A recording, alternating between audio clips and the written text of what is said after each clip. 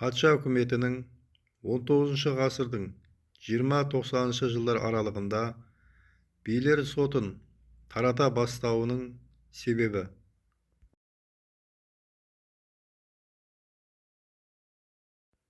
Жалпы империялық басқару тәртібін енгізуге кедергі келтіруі.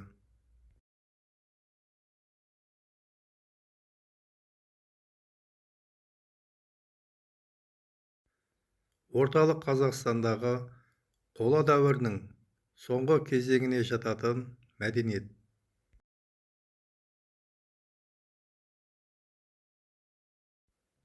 Беғазы Дәндібай.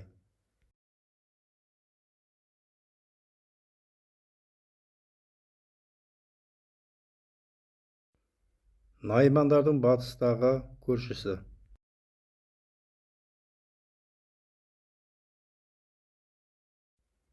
Қыпшақтар.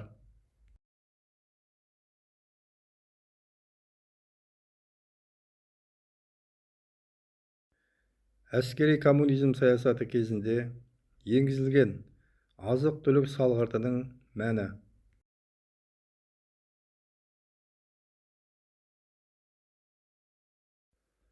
Артық өнімдер күшпен тартып алынды.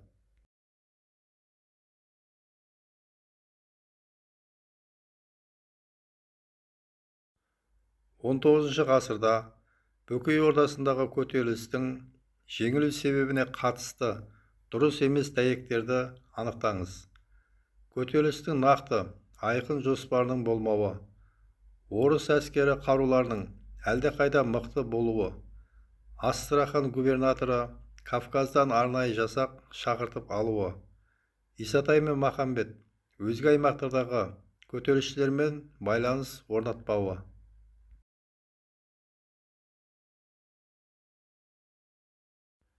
Дұрыс емес дәйек В нұсқасы. Астрахан губернаторы Кавказдан арнайы жасақ шақыртып алуы.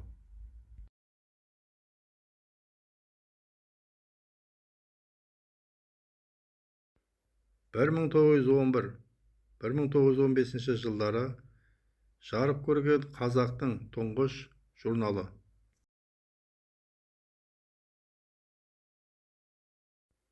Айқап.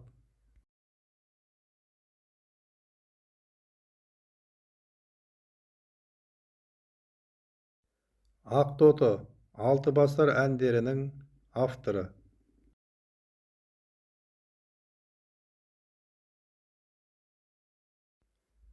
Ақан сері.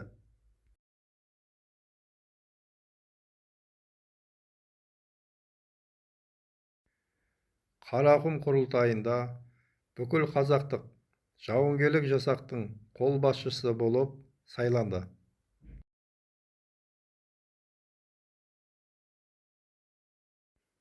Бөгенбай.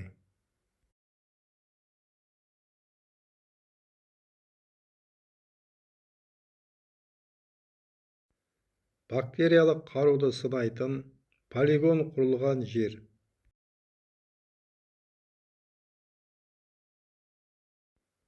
Барса келмес.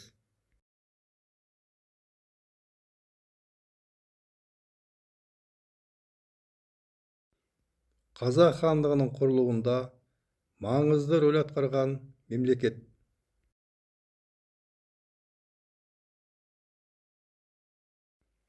Моғолстан.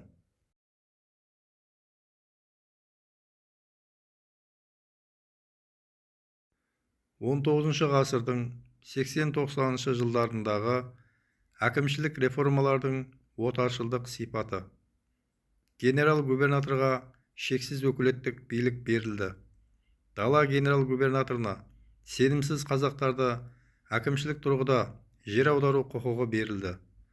Ірі қалаларда полиция басқармалары, бірқатар уезд орталықтарында полиция приставтықтары құрылды.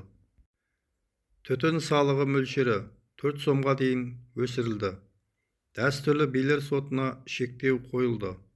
Қоныс аударту басқармалары құрылды.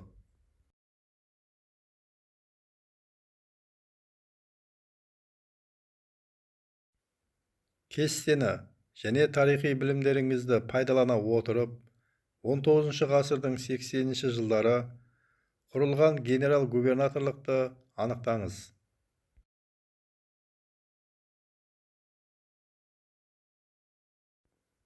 Дала генерал-губернаторлығы.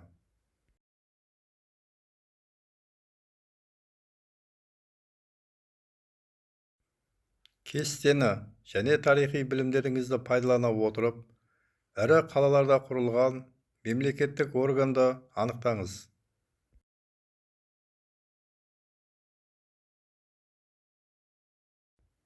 Полиция басқармалары.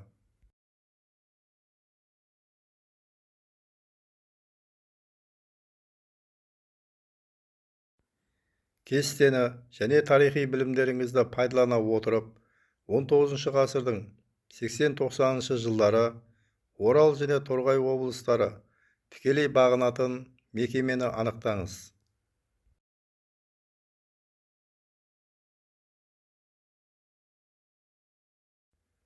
Ішкі істер министрлігі.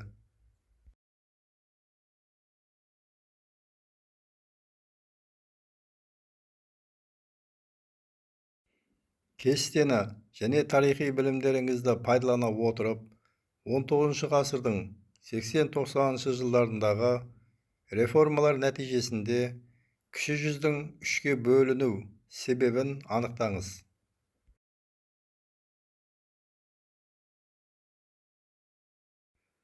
Кіші жүз қазақтарының жиі көтеріліске шығуы.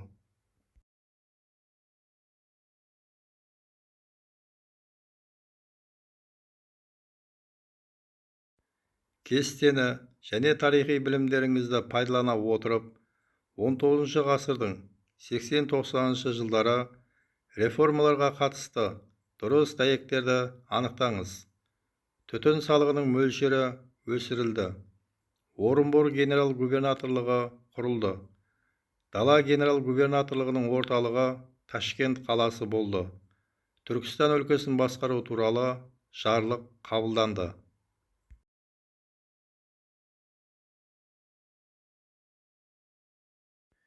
Бұл жерде дұрыс дәйек С нұсқасы. Түтін салығының мөлшері өсірілді. Түркістан өлкесін басқару туралы жарлық қабылданды.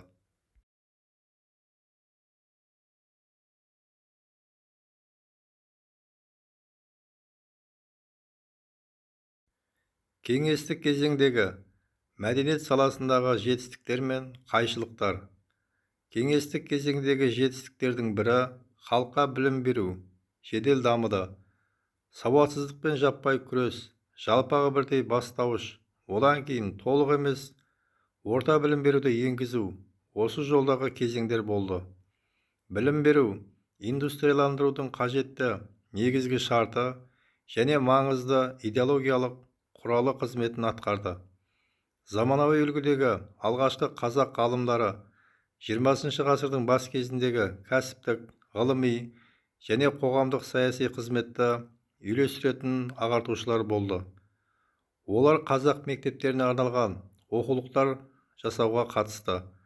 20 жылдардағы алғашқы қазақ оқулықтары аударма емес, түп нұсқа оқулықтар болды. 1926 жылы Қызылордада алғашқы қазақ драма театры Мұхтар Әуезовтің Еңлік кебек трагедиясын қоюмен ашылды. 30 жылдары республикада тағы да бірнеше театр пайда болды.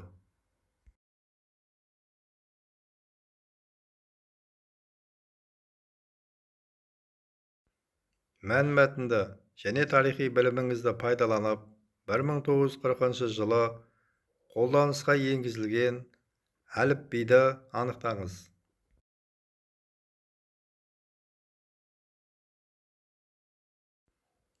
Кириллица.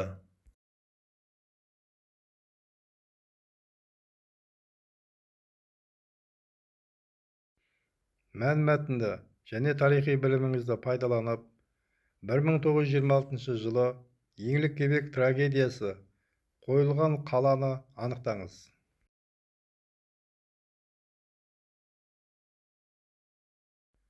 Қызылорда.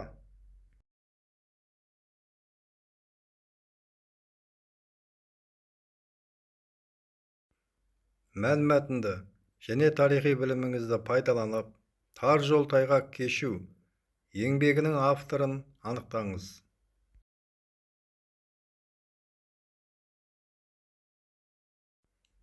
Сәкен Сейфуллин.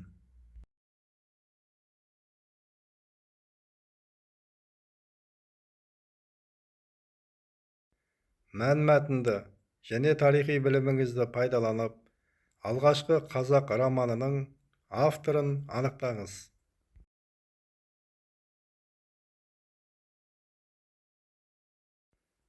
Міржақып Дулатов.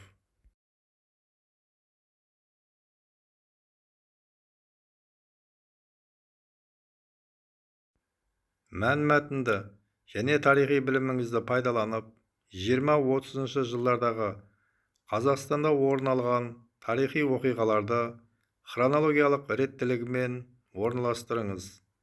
Қазақ өлкесін зерттеу қоғамы құрылды. КСРО ғылым академиясының қазақстандық базасы құрылды. Алматыда алғашқы жоғарғы оқу орны ашылды. Ленфильмде Амангелді фильмі түсірілді.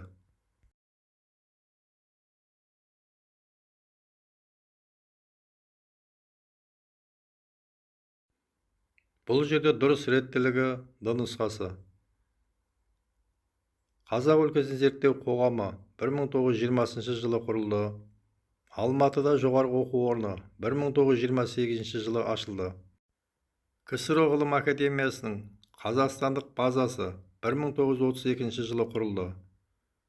Ленфильмде Амангелді фильмі 1938 жылы түсірілді.